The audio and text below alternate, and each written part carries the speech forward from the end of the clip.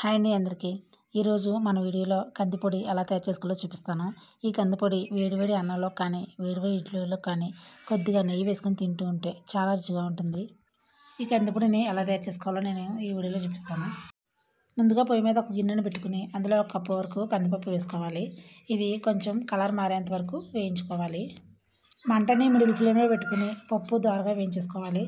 చూసారు కదా, పప్పు ఈ కలర్ వచ్చేంత వరకు వేయించేసుకుని ఇప్పుడు దీన్ని తీసేసుకుని పక్కన ఒక ప్లేట్లో వేసేసుకుందాము.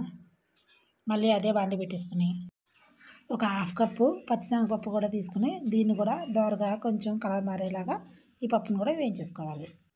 చూస్తున్నారు కదా, ఈ పప్పును కూడా ఇలా వేయించేసుకున్న తర్వాత ఇప్పుడు ఈ పప్పును కూడా తీసేసుకుని అదే ప్లేట్లో వేసేసుకోవాలి.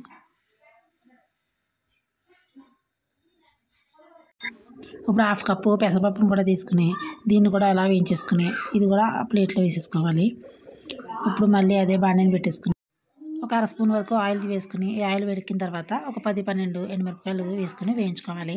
అంటే మనం తీసుకున్న పప్పు క్వాంటిటీని బట్టి కారం తగ్గట్టు ఎండుమిరపకాయలు తీసుకోవాలి.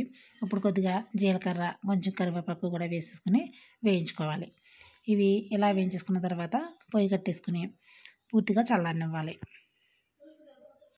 ఇలా పూర్తిగా చల్లారిన తర్వాత ఒక మిక్సీ జార్లో వేసేసుకుని కొద్దిగా కళ్ళుప్పు ఒక చిన్న చింతపిక్క వేసేసుకుని దీన్ని మిక్సీ పట్టేసుకోవాలి.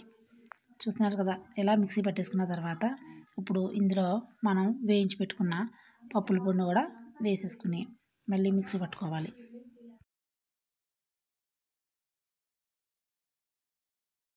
ఇలా అన్ని పప్పులు వేసేసుకుని ఇలా మెత్తగా మనం మిక్సీ పెట్టేసుకోవాలి.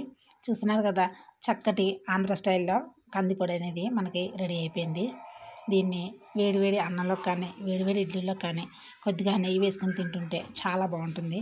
నచ్చితే మీరు కూడా ట్రై చేయండి. మన ఛానల్ని మాత్రం సబ్స్క్రైబ్ చేసుకుని లైక్ చేసి షేర్ చేయండి.